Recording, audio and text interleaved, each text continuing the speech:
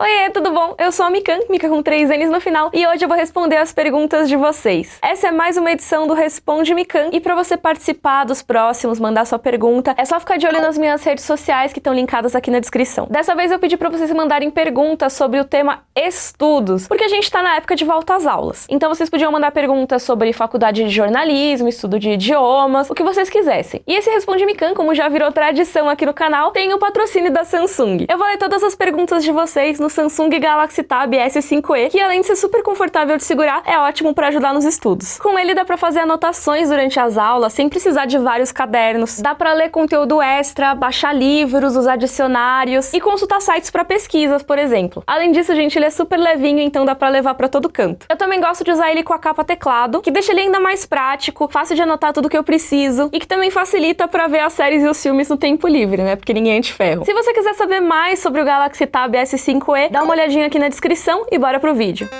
O Jean perguntou o quão antecipada é com os estudos. Por exemplo, seleciona a partir de agora o que vai estudar ao longo do ano ou vai elencando com o passar do tempo. E vou dizer que eu sou uma pessoa que demorou para criar hábitos de estudos. Eu normalmente era aquela pessoa que não estudava muito para prova ou que deixava para estudar de última hora. E esse ano eu decidi me programar um pouco mais. Eu quero prestar no final do ano o JLPT, que é o Exame de Proficiência em Língua Japonesa. Eu acho que vão me perguntar nos comentários, então já adianto aqui, eu devo prestar o nível N3, que é o intermediário. Eu já tenho o N5 e o N4, que são os níveis mais fáceis. E a prova é mais pro final do ano, mas meio que não adianta só estudar de última hora. Então eu me programei para esse ano começar a estudar agora em janeiro. Então eu já peguei o material no começo do ano, é um material que é para se estender por vários dias de estudo, então acho que vai ser a melhor saída. Mas sem dúvida eu diria que é o melhor fazer isso, sabe? Se programar um pouco para estudar, porque aí a gente consegue focar melhor no que vai ajudar mesmo, em vez de se perder no caminho e tudo mais. É legal também espalhar os estudos ao longo do tempo, porque fixa muito mais, né? Você estudar um pouquinho por dia do que você pegar um dia só e estudar 6 horas seguidas. Você consegue fixar muito mais quando é aos pouquinhos. Então vamos ver como vai ser esse ano, né? Mas uma coisa que eu gosto muito também, da minha parte de não programar as coisas, é que eu vou descobrindo assuntos ao longo do caminho pra estudar, né? Eu também gosto um pouco de fazer isso. E eu devo fazer esse ano também, apesar de ter programado algumas coisas. Coffee Cal perguntou: Mikan, no ensino médio quais eram tuas matérias preferidas e como tu lidou com a ansiedade sobre o futuro, Enem e vestibulares? Olha, eu sempre fui uma pessoa muito mais das humanas, eu diria, né? Então eu sempre gostei muito de história, geografia, português, literatura e tal, mas eu também gostava muito de biologia no colégio, tanto que no começo do ensino médio eu era uma das alunas que fizeram um avançado de biologia. Meu colégio ofereceu por poucos meses o avançado de biologia, mas enquanto ele ofereceu eu tava lá. Eu adorava estudar os cromossomos, reprodução celular, respiração celular, zoologia eu amava muito. E claro, as matérias de humanas eu também curtia pra caramba. Mas uma coisa engraçada é que a minha dificuldade com matérias de exatas veio do meu problema com matemática, que eu sei que é um problema que muita gente tem, de ser ruim em matemática e tudo mais. E eu senti muito que foi uma questão que não foi muito trabalhada quando eu era mais nova. Quando eu comecei a ter dificuldade com matemática, eu não tive professores que souberam lidar muito com isso, e eu também meio que parei de ir atrás, sabe? Começou a ficar muito difícil pra mim, eu, não vou estudar mais. E aí, quando chegou essa época de vestibular, de ensino médio, eu peguei apostilas de exercícios que iam desde o básico, assim, e comecei a fazer, um por um, na ordem, sabe? E tinha uma progressão boa, e quando eu vi, eu tava entendendo. Eu, caraca, como assim? Eu tô entendendo matemática, eu tô conseguindo fazer as questões. E assim eu ganhei um pouco mais de gosto. Mas isso, gente, já faz um tempão e eu já esqueci tudo, e agora eu sou tudo ruim de matemática de novo. Sobre a ansiedade de vestibular, gente, era uma época complicada, né? Eu super entendo quem tem dificuldades nessa época, porque é uma pressão muito grande que é colocada na gente, né? Pô, esse ano, o ano do vestibular, é o ano pra decidir o que você vai ser pro resto da vida, o que é uma grande mentira. Você pode muito bem passar em um curso e perceber anos depois que você quer fazer outra coisa. E nada impede de, mesmo você se formando em uma área, você ser contratado pra outra área. Mas é claro que na época do vestibular, tudo isso parece algo muito distante, né? E eu tive, assim, bastante ansiedade nessa época. Eu lembro que 2 dias antes do vestibular da Casper, que era o vestibular que eu ia prestar mesmo que eu queria, da faculdade que eu mais queria fazer, e no fim foi a que eu acabei fazendo, eu sonhei que eu tinha esquecido de fazer a redação. E a redação era 50% da nota da prova, então eu já tinha reprovado. Eu não sei, é muito difícil eu sonhar com coisas muito específicas, mas eu lembro desse sonho, sabe? E rola uma ansiedade geral, eu acho. Tá todo mundo preocupado com notícia que sai, com a divulgação das notas. Recentemente teve a divulgação das notas do Enem, que saíram erradas, parece, né? E isso mexe com as pessoas, porque é pelo menos 1 ano que a pessoa passou estudando pra fazer aquela prova, quando não é o resultado do ensino médio inteiro, ou de um supletivo inteiro que a pessoa fez. E tem muita coisa em jogo ali, sabe? Eu lembro que meu último ano do ensino médio foi o ano em que eles mudaram o formato do Enem pro formato que é hoje em dia. Antigamente o Enem tinha 63 questões e era uma prova muito mais fácil. Parece uma velha falando agora, né? Porque realmente faz 10 anos que isso aconteceu. Mas eles mudaram o formato do Enem e a gente, primeiro, tava todo mundo nervoso porque essa é a primeira vez com esse formato novo, e depois roubaram a prova. Lembrando que roubaram a prova do Enem, que saiu no jornal, que tinha vazado a prova? Foi o meu ano. Então, assim, realmente foi um ano de muita ansiedade. Amanda Narazaki perguntou: você sabe ou já teve vontade de aprender alguma língua da ficção? Gosto muito do seu canal e amo ouvir o Rodor Cavalo. Beijos. Primeiro, obrigada. E sim, já tive vontade. Quando era adolescente, eu lembro que eu fiz algumas aulas ou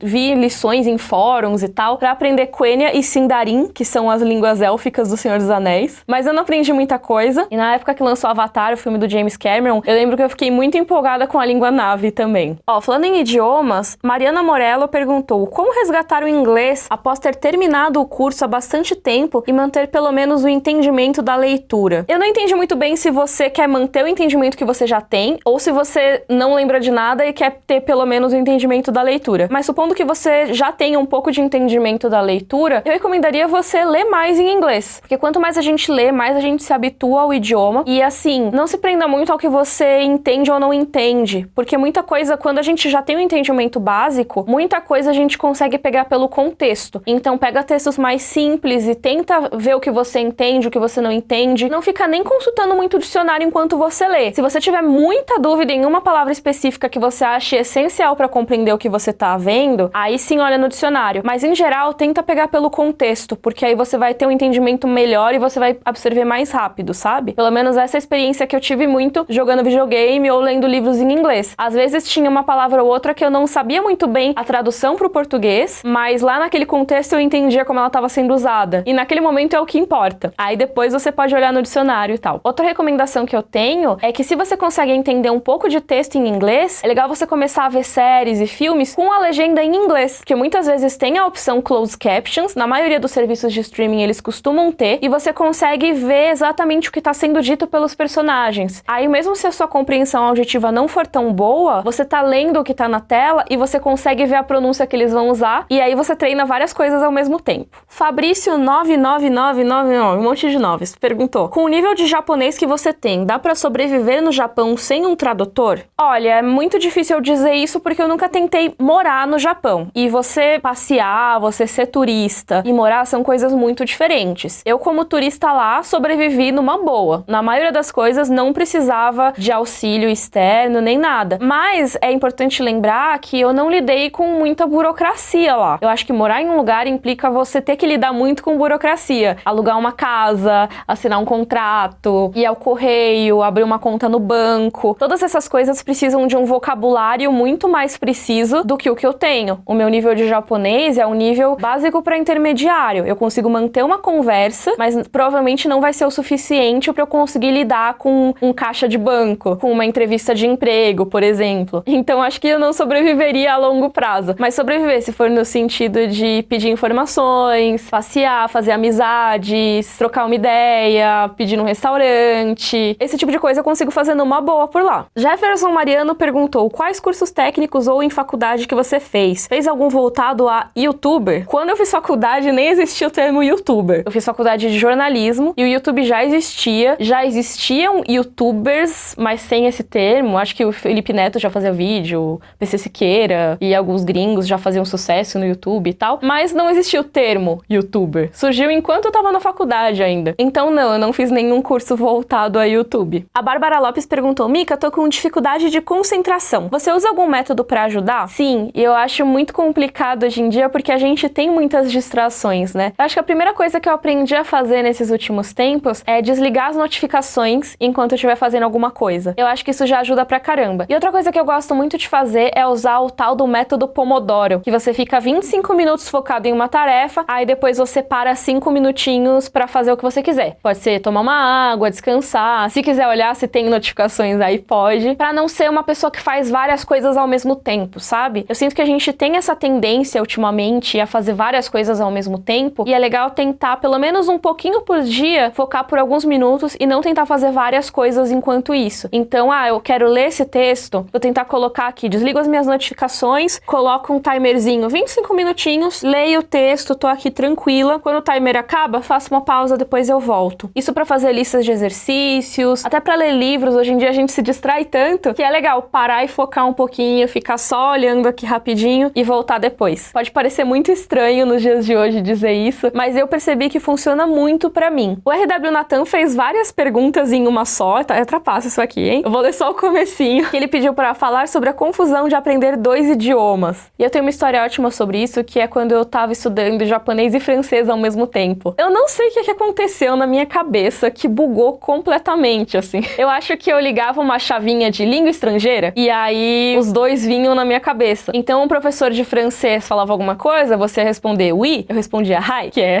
sim em japonês. E isso acontecia o tempo todo e eu parecia uma doida no meio da aula, sabe? Falando outro idioma que não era o que estava sendo ensinado naquele momento. Eu entendia e eu sabia o que eu tinha que falar, mas na hora de responder no reflexo, assim, vinha o japonês. Então até teve outras circunstâncias e tal, mas eu acabei parando o francês naquela época. Eu gostaria de voltar a estudar, mas eu achei melhor focar em uma língua por vez, por enquanto. Perguntaram no Twitter, como lidar quando você quer começar um projeto, no meu caso, escrever um livro, no seu caso, podcast, o canal, etc., que foge da sua atuação e demanda estudo por conta própria. Como conciliar a disciplina e sua ocupação atual? Cara, eu acho que querer começar o projeto implica querer estudar também pra fazer ele, porque a gente não vai falar de uma coisa sem ter propriedade disso. Pelo menos eu acho que não é o objetivo, né? É legal pesquisar e tudo. Sempre que eu vou fazer um vídeo que exige as competências que eu posso não ter, eu tento ir atrás de coisas que possam me ajudar a falar melhor daquele assunto. Seja falar com pessoas que possam me recomendar leituras, seja eu mesma pesquisando leituras no Google. Um exemplo é o vídeo que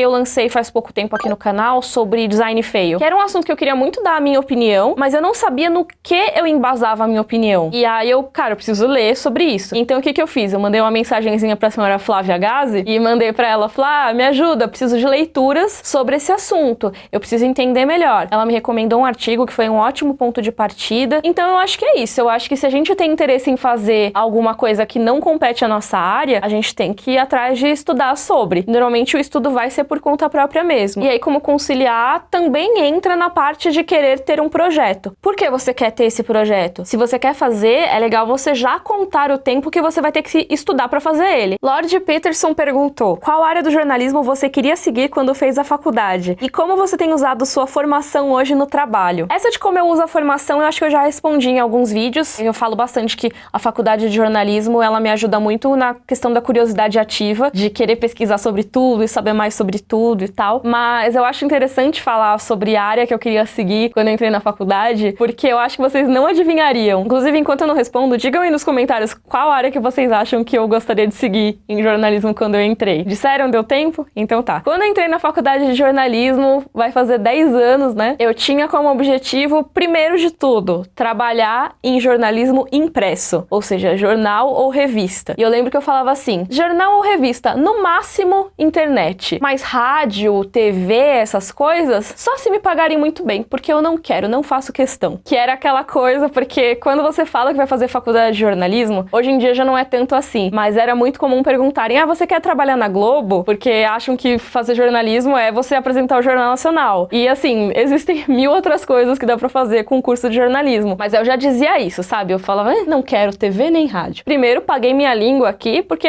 estou trabalhando com vídeo. Não é jornalismo de TV, obviamente, mas eu não queria trabalhar com vídeo nem a pau. Hoje em dia, eu tenho um canal no YouTube e faço podcast. Ou seja, basicamente eu faço as novas versões de TV e rádio. Parabéns pra mim. E a área que eu queria seguir era jornalismo internacional. Eu queria fazer cobertura internacional, falar dos conflitos e tudo mais. E nada a ver com o que eu fiz ou faço hoje em dia, assim. Mas assim, na época do Estadão, eu fazia alguns plantões na Inter, porque já normalmente você tem horários de plantão, e aí não necessariamente eles são no caderno em que você trabalha. E eu no final de semana fazia plantão na Internacional, que a gente chamava de Inter, então eu fiz algumas notinhas que saíram no caderno de Internacional, mas definitivamente não fui pra essa área. A Raquel perguntou, dicas de manter contato diário com o idioma que está aprendendo. Eu acho que é legal você ler notícias no idioma que você está aprendendo, se você já tiver com um nível legal para ler as notícias. Se não, tenta procurar, por exemplo, livros infantis, contos infantis. Uma coisa que eu tenho gostado muito de fazer, que é uma modernidade muito maravilhosa, é procurar podcasts no idioma que você está aprendendo. Então, se você está estudando inglês, tenta ouvir alguns podcasts em inglês, tem um monte disponíveis. E agora tá mais fácil ainda encontrar, por exemplo, podcasts em japonês, em francês tem um monte. Então tenta procurar algum podcast no idioma que você tá aprendendo. Se for um idioma bastante falado no mundo, muito provavelmente você vai encontrar algum podcast legal nesse idioma. Charles Medeiros perguntou, é muito vergonhoso ter 26 anos e não saber falar inglês? Tem cursos para iniciantes mesmo nessa idade? Um grande abraço, amo seu canal. Charles, não é vergonha nenhuma não saber inglês com 26 anos. Não seria vergonha se você tivesse 50 ou se você tivesse 70. Todo momento é momento de aprender uma coisa nova, sabe? E não é porque algumas pessoas têm oportunidade de aprender antes que você tem que se sentir envergonhado por isso. Eu acho que é muito mais legal você agora ter essa determinação de ir atrás e de aprender. Então não se sinta envergonhado, porque dá pra aprender ainda. E sim, tem vários cursos voltados para iniciantes, mesmo mais velhos, mas também tem vários aplicativos que podem te ensinar o básico, sabe? Eu acho que principalmente para inglês tem muito material na internet. E é uma língua que a gente tem muita exposição, né? Muitas vezes tem notícias que o pessoal compartilha em inglês, tem séries e tem filmes que são em inglês. Então eu tenho certeza que a partir do momento que você começar a aprender, você vai conseguir aproveitar essas coisas muito mais, sabe? Uma dica que eu tenho de material, se você não sabe por onde começar, é você olhar a Wikipedia em Simple English. Eu acho muito legal. Eles têm vários idiomas na Wikipédia, inclusive português, obviamente. Mas às vezes, se você quer só consultar alguma coisa rapidinho, tem alguns artigos que tem a versão em inglês e tem a versão em inglês simples. Aí se você clicar lá, você vai ver que o texto tem frases muito mais curtas, tem períodos mais simples de entender, vocabulário mais fácil. Então já é uma maneira de ir treinando. Mas não desiste, sério. Toda hora é hora de aprender alguma coisa nova. E esse foi o Responde-me Khan temático de estudos. Espero que todos vocês tenham gostado. Boa volta às aulas para quem faz algum curso, ou faculdade, ou escola. E também bons estudos para quem, como eu, gosta também de estudar temas aleatórios por aí. Lembrando que as minhas redes sociais estão linkadas aqui embaixo para você participar dos próximos Responde-me Khan. Eu queria saber se vocês curtiram essa ideia de fazer alguns vídeos temáticos do Responde-me Khan, ou se vocês preferem o geralzão. Comente aqui embaixo, temático ou geralzão. E se você gostou, por favor, curte o vídeo, assina o canal. Um beijo e até a próxima.